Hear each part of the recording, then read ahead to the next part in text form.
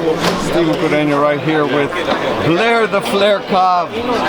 Tell me, man, it got a little rough in there for a little bit. It got dropped, I believe, for the first time in your career, correct?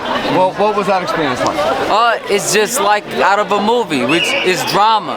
When you go to see a fight, you go into the show, and when you see Blair the Flair, you see in the show every time out. You're gonna see the ups, the lows, people getting down, people getting up, and it's a wonderful experience to show people the final ending, which is happily ever after with Blair Cobb's on top with the knockout. Woo! You were boxing, you were on the stick early, kind of using the ring, using all the space you had, and I feel like then you got dropped, then you kind of went offensive a little bit, kind of put it on him a little bit, kind of let him know that you couldn't keep coming at you like that. Yep. And then I feel like towards the end of the fight, you just kind of stood your ground and was like, you know what, I want to put it on him, I want to get him out of here. Yeah, I mean, I have a lot of weapons at my disposal. It's all about when and where to use it. At the right time, I struck, and it pays dividend. I tell you, I take the fighter out and close the show in tremendous fashion. The fighter I fought, never been stopped, never been hurt. He's an undefeated fighter, and he brought his best A game. So that's 3 fighters back to back undefeated. Because even the last fighter was undefeated. You know, he had about 3 controversial fights where he was on the B side and they kind of robbed him. That's 3 back to back undefeated fighters. Nobody's doing that but Blair the Flair. Nobody. Not Terrence Crawford, not Keith Thurman, not Earl Spence, nobody. Blair the Flair is the #1 pound for pound welterweight in the world. Woo! When you got dropped, obviously never happened before. What's going through your mind? Were you like, okay, obviously I feel like as a boxer you felt this day might be coming. I mean, you know, all these guys hit hard, you know what I mean? You guys are gonna keep getting tougher. What's going through your mind the first time that happened? Okay, this is a learning experience. That's great. I get to learn how to get up and finish the fight. I jump at any opportunity to grow as an individual, and that was a growing experience.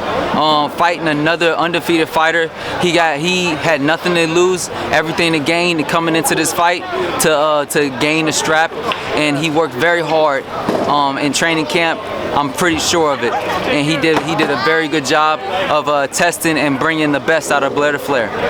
Tell me, man, we read some of your story earlier this week. It's pretty cool. Your manager was telling, like I was reading it. It's amazing, man. It's really amazing. Tell the fans just a little bit about it and just kind of where you're at now and where you're going forward. Yeah, this is the thing. I truly believe in second chances. Even in the fight, I got up and I have a second chance.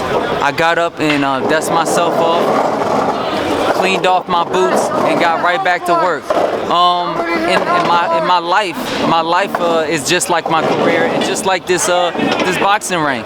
It's full of ups and downs. My life have a lot of hard times, and but I never let it hurt, never let it get me down. And I hope that it will be something that will inspire many people that are going through hard times.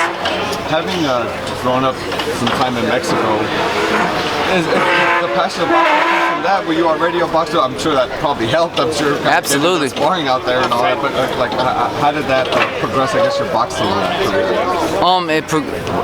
It was like the fast lane. I started boxing, really boxing, in a real gym in Mexico when I had nothing. I had nothing to gain, nothing to offer the world. I was completely like broken as far as my life and my situation at the time. On the run and dealing with that particular problem. Yeah, real life issues with identity crisis and all that. And I found myself boxing, and it made me a better man. And I had to withdraw, go through time and outlast the hard times. Growing up in that environment, in that boxing environment, obviously you look a lot different than the other kids and all that stuff. Yeah. I'm sure that made you a lot tougher. I'm sure you picked up a lot of lingo as well. So yeah. You kind of like fluent? Do you kind of know when the other corner's talking about something, the other guys, when people are speaking in Spanish in there? Boxing only speaks one language, and that's boxing. As far as the language barrier, I was resilient because honestly at that particular time it didn't matter. You know, when I was young in Mexico, it didn't matter. You know, I could die the next day, nobody would care. You know, but I'm going back. I'm going to school. I'm learning the language more and more. My father is fluent. Many of my relatives that come from Mexico is fluent, and I look forward to being fluent also very soon. Man, it's a beautiful story. It's beautiful to see your progress, brother. Another victory, man. Tell the fans where they could to follow the journey from now on and see how it goes. Absolutely, absolutely. You can look me up on Instagram and Facebook at Blair the Flair, and for more exciting content on BlairTheFlair.com. Woo! Nobody does it better, baby. There it is, brother. Appreciate you, sir. Thank you. Congratulations, man.